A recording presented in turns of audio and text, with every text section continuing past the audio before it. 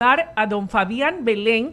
Él es subsecretario de Hábitat y Espacio Público del MIDUBI. Qué gusto que nos acompañe, Fabián. Buenos días y bienvenido a Diálogo. ¿Cómo está usted? ¿Me escucha?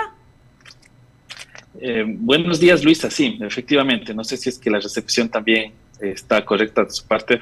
¿Cómo no? Es muy Sí. buena. Gracias por aceptar esta entrevista. Solo pedirle un favor, Con mucho Fabián. gusto. Va a comenzar Luisa la entrevista. Que por favor ponga su cámara, su teléfono, su cámara horizontal. Horizontal. Le ruego, por favor, Ya. nada más. Luisa, por favor. Gracias. Listo. Sí, Fabián. Jaime está también en plataforma, ¿verdad? Ya Sí. después de Jaime yo voy al final, ok. Bien, muy amable.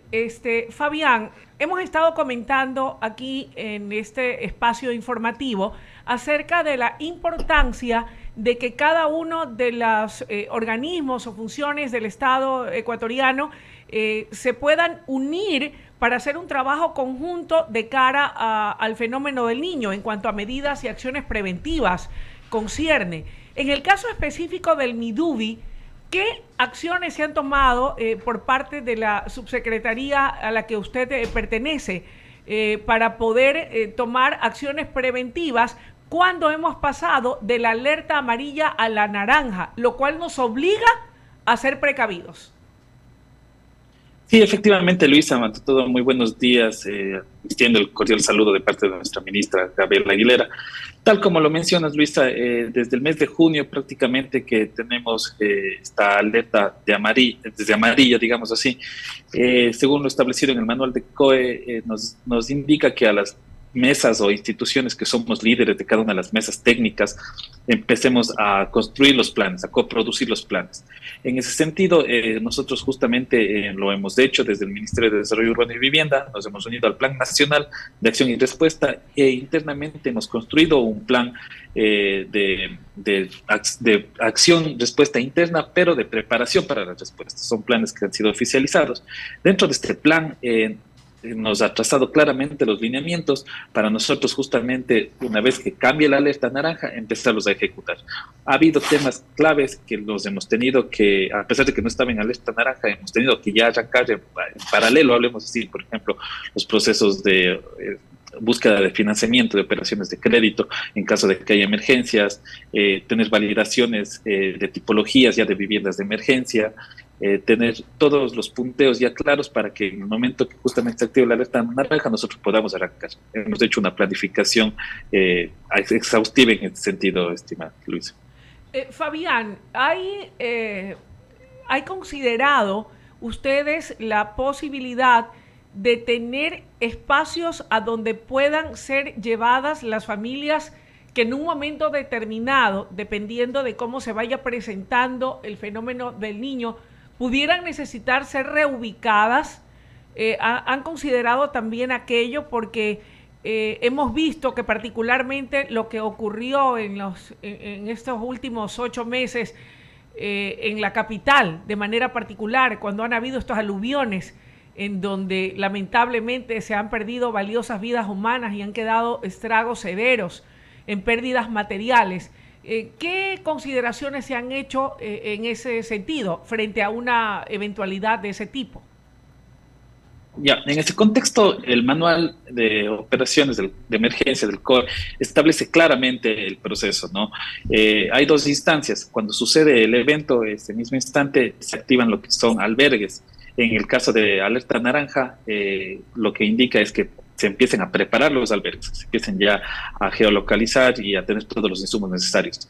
Ese proceso lo prepara la Mesa Técnica 4, ya que es la encargada de equipar o de mantener este tipo de albergues, que está a cargo del Ministerio de Inclusión Económica y Social. Entiendo que ellos también ya han empezado su mapeo de albergues. Posterior a ese proceso, una vez que, digamos, se hace la evaluación, cuando sucede una emergencia, lo primero que hacemos como ministerio es arrancar en una fase que nosotros le llamamos de semaforización o evaluación rápida, que es justamente ir con los técnicos que se hagan la evaluación y qué tan afectada está la vivienda.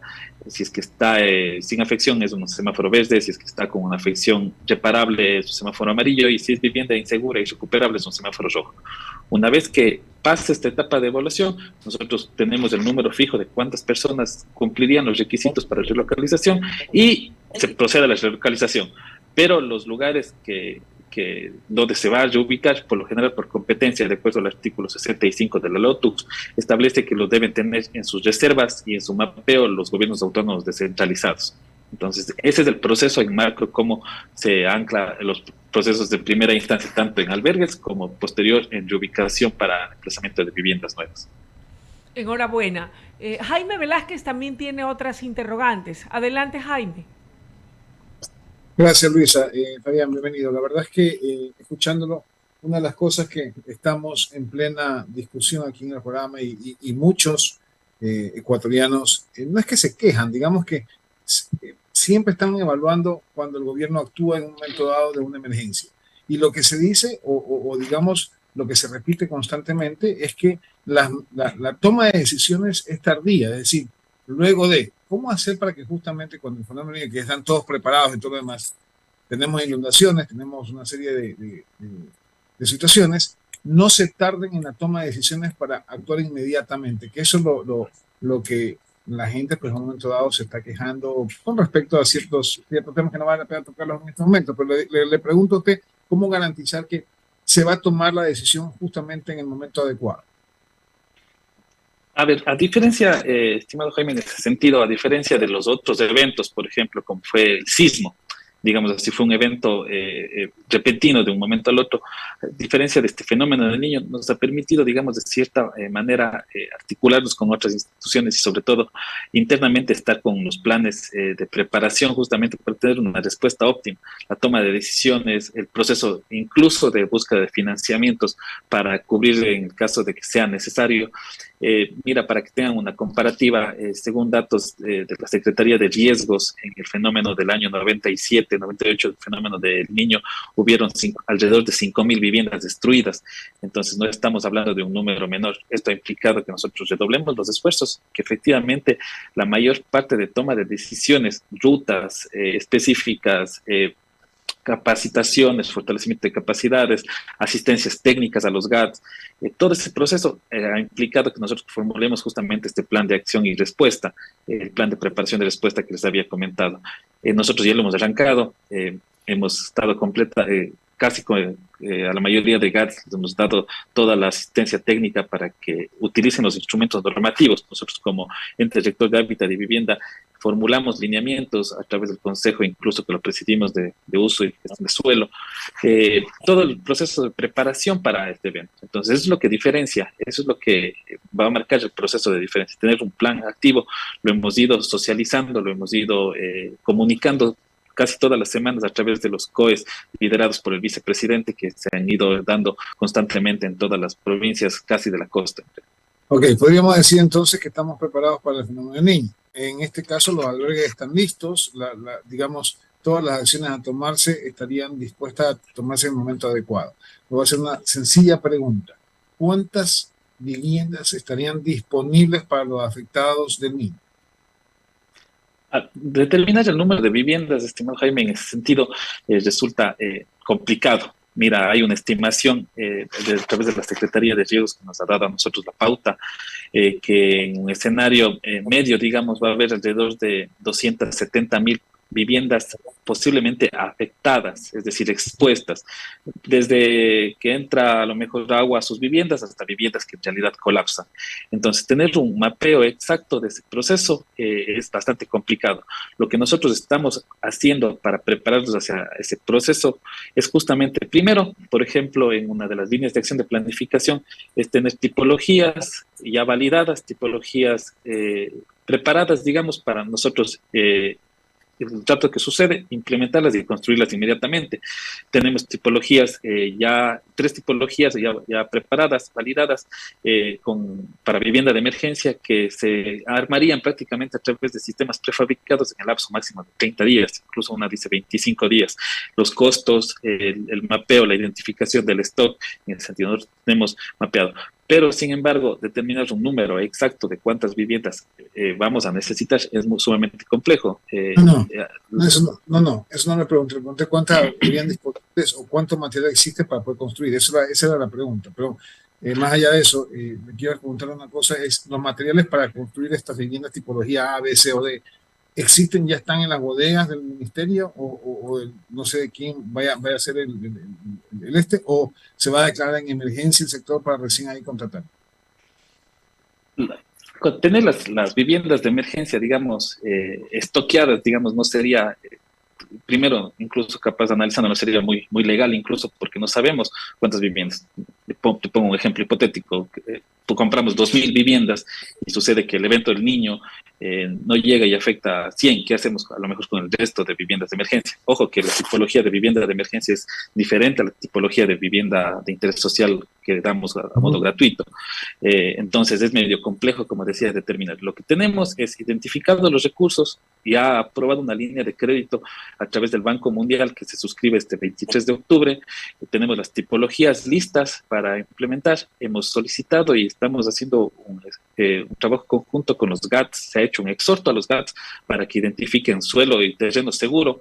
Entonces, en ese sentido, es el plan de preparación listos. Cuando sucede el evento, efectivamente, según lo que determina incluso la ley orgánica del sistema de contratación pública, nos declararemos en emergencia y las viviendas que ya están claramente identificadas, validadas las tipologías por el suelo y el stock que los GATS identifiquen, se adquirirán dependiendo del número de impacto que tengamos, que esperamos obviamente que no sea mayor. Según lo que nos han comunicado en el COE, si bien es cierto, ya existe el 100% de probabilidad de un fenómeno del niño, lo que no se puede determinar a ciencia cierta es el nivel de impacto, entre leve a impacto fuerte del fenómeno del niño. Entonces esto nos ha provocado simplemente crear nuestros planes enfocados y preparados en ese sentido. Fabián, gracias. Eduardo, adelante, te escucha Fabián. Sí, subsecretario, qué gusto de saludarlo, es Eduardo Mendoza Paladines quien lo saluda. Yo voy a preguntarle muchas veces ustedes señalan los sitios que que tienen el suelo más complicado, pero ¿qué pasa cuando las personas hacen caso omiso, no obedecen, dicen, no, aquí en mi casa, aquí me quedo, me pase lo que me pase? ¿Qué situación más complicada, señor subsecretario? Sí, en realidad es algo que en emergencia, lastimosamente, resulta incluso a veces un poco común. Ya lo hemos enfrentado, nosotros vamos enfrentando múltiples emergencias en todo el proceso de esta administración. Como ministerio hemos hecho todo el esfuerzo posible para tratar de flexibilizar incluso un poco o de adaptar un poco la normativa para que se pueda acceder de una forma más rápida y eficiente. Pero siempre hay esos casos de que lastimosamente la gente, las personas, primero se emplazan o invaden incluso suelo que ya está identificado como riesgo. Entonces, ahí es incluso nosotros muy complejo solventar ese proceso, darle el apoyo, porque se asientan sobre zonas que ya estaban identificadas de riesgo. Es como que yo siempre pongo el ejemplo, es como que yo construyo mi casa al borde del río, luego se inunda y reclamo al Estado diciéndole, vea, compóngame la casa o arrégleme la casa, cuando era a lo mejor incluso un poco obvio ese proceso. Y más aún ha habido casos que lastimosamente se ha tenido que acudir en casos de emergencia incluso con fuerza pública para hacer los procesos de desalojo o traslado, en casos extremos obviamente, pero es algo que lastimosamente ocurre, sobre todo en las zonas en que ya hay unos asentamientos marcados, unos asentamientos irregulares que ya están consolidados y que lastimosamente no quieren el proceso de desplazamiento. En el caso de que el fenómeno del niño, no digamos que sea algo como se pensó en principio que iba a ser catastrófico el Armagedón, pero a mí me preocupa mucho, sobre todo en las quebradas, cuando se desliza la tierra, etcétera. ¿Hay alguna recomendación, subsecretario, que usted pueda hacer para que la gente entienda o esté atenta a alguna recomendación particular y en especial para prevenir lo antes dicho? A ver, la primera recomendación que se están girando a través de los órganos oficiales como el Sistema Nacional el Sistema Nacional de Gestión de Riesgos es primero estar informados a través de medios oficiales. Es vital ese proceso porque cuando sucede un evento, por lo general, uno de los puntos que más causa daño es este proceso de desinformación. Segundo, nosotros como profesionales, más que como incluso institución, nosotros recomendamos estar claro identificados las zonas de riesgo. Tengamos en cuenta que por competencia el uso, gestión y control de suelo es de los gobiernos autónomos descentralizados. Nosotros constantemente les hemos dado lineamientos, capacitaciones de normativa para que ellos sepan actuar ante estos procesos de alerta, digamos así. Segundo, o tercero, hay que estar siempre alerta de los llamados o de los puntos cuando se brinden que las zonas ya van a ser afectadas. Por suerte nosotros tenemos el sistema ERFEN que nos da una probabilidad de que se pueda anticipar un poco el tema de las lluvias o el impacto de las lluvias. Entonces hay que estar primeramente muy, muy alertas de nuestro contexto. Ya obviamente si es que estoy al pie de un talud o estoy en una zona inundable, con más razón aún, pero sí debemos estar bastante pendientes de los medios oficiales porque a través de ellos se dictaminarán las zonas que incluso deberían ser evacuadas. Sí, esa para mí es el verdadero desafío ahora, es buscar que evacúen, pero el tema es a dónde va esta gente, porque los albergues, las casas son simultáneos, ellos se quedan sin sus cosas. ¿Hay algún plan de contingencia al respecto? Claro, justamente el tema de cambio de alerta naranja nos activa que cada uno de nuestras competencias tengamos mapeado e identificado las rutas y los pasos a seguir. Como justo lo comentaba Luisa, el proceso de albergues ya lo está monitoreando, ya lo tiene identificado, entiendo, el Ministerio de Inclusión Económica y Social, MIES, que bajo la mesa técnica 4 que ellos la lideran, tienen la responsabilidad y tienen este proceso a cargo de equipar los albergues y tenerlos identificados y obviamente con todas las condiciones propias de un tema de un albergue. Ahora, tenemos que entender que el proceso por lo general de las inundaciones tienen una diferencia a comparación de los sismos. Cuando sucede una inundación, ya por lo general el nivel del agua sube, pero obviamente cuando pasa el nivel de precipitación, el nivel de agua que a lo mejor está inundando baja, ¿ya? Entonces, muchas de las veces sube 50 centímetros, si bien es cierto, tiene una afección a la vivienda, más no es destruida. Entonces, ese manejo propio es justamente el que nosotros hemos identificado. De ahí nace uno de nuestros puntos claves de la planificación que les comentaba dentro de nuestros planes, que es la conformación de las brigadas voluntarias.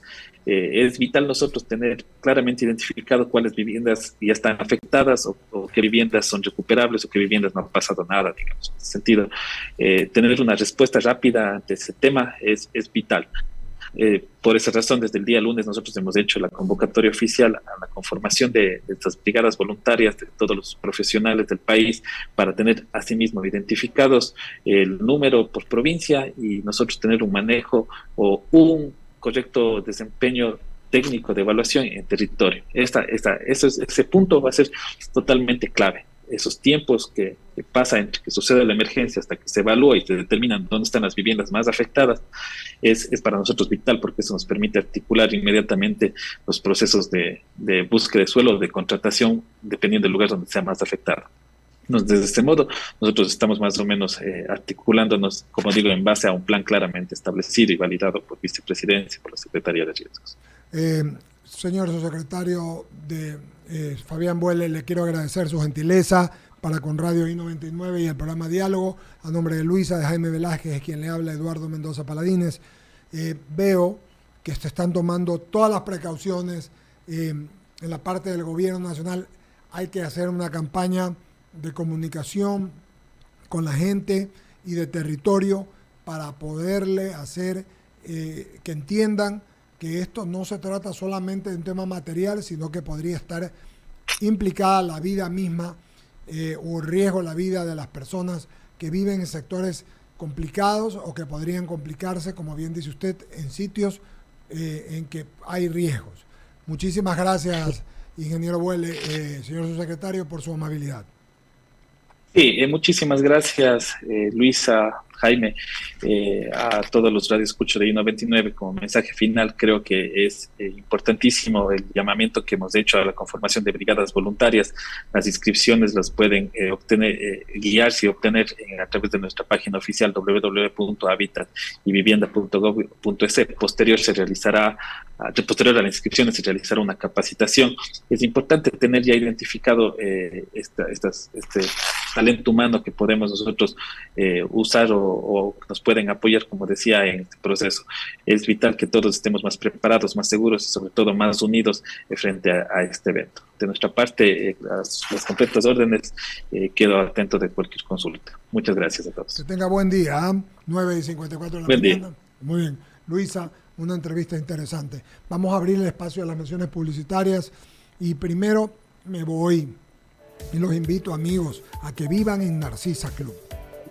Urbanización privada, con seguridad 24/7, ubicada en el kilómetro 10 de la autopista Narcisa de Jesús. Somos una urbanización con un mega club social